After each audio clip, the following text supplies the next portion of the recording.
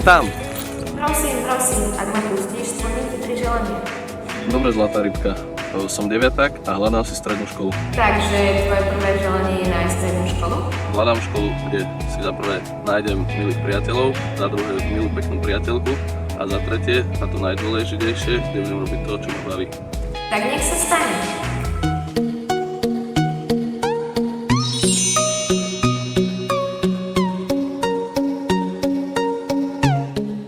Ty vraj hľadáš školu, na ktorej by si sa mohol venovať svojim záľubám.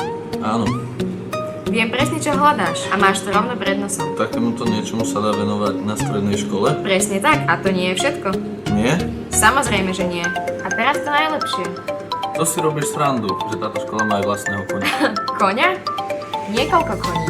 A môže sa pri nich veľa naučiť. Ešte na niečo som si spomenula. Rada by som ti predstavila ďalší obor a myslím, že ťa to zaujíma, že sa môžeš na tejto škole stať aj lesokrajinárom.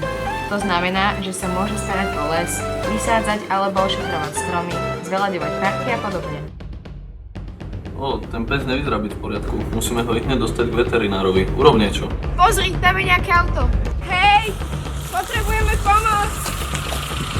Zaveste nás k veterinárovi.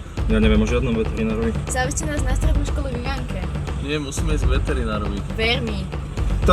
Tá škola je 6 ulic, polovička cesty je hlavná, o takomto čase nebude určite žiadna dopravná špička. Sme tam za približne 2 minúty aj 36 sekúnd.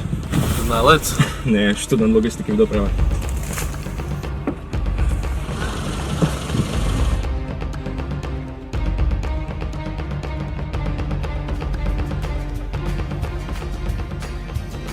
Prečo sme v reštaurácii? Toto je prosím te pekne školský bufet. Rád cestuješ? Áno. Tak v tom prípade ti ešte niečo ukážem. Nachádzame sa v Bermolákove, to je kúsok od Ivanky. Tu sa nachádza organizačná zložka našej školy, kde sa vyučujú aj ďalšie odbory. Jedným z nich je aj cestovný ruch.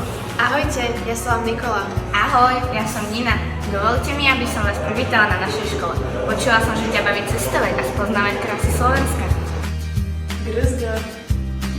Welcome in London. Bonjour. Vítaj vo Vysokých Tatrách. Čo to je? Kde to sme? Vieš, ľudia produkujú aj veľké množstvo odpadu. Vznikajú obrovské skládky, ale málo kto sa zamýšľa, čo s tým ďalej. Množstvo vecí sa dá napríklad recyklovať.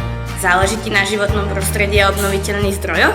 Chcel by si študovať niečo, čo na žiadnej inej škole na Slovensku nie je? To sú študenti, ktorí študujú odbor agromechanizátor opravár a naučia ťa opravovať všetko, ako vidíš. Dobre, ďakujeme za peknú preterku, ale my už musíme ísť.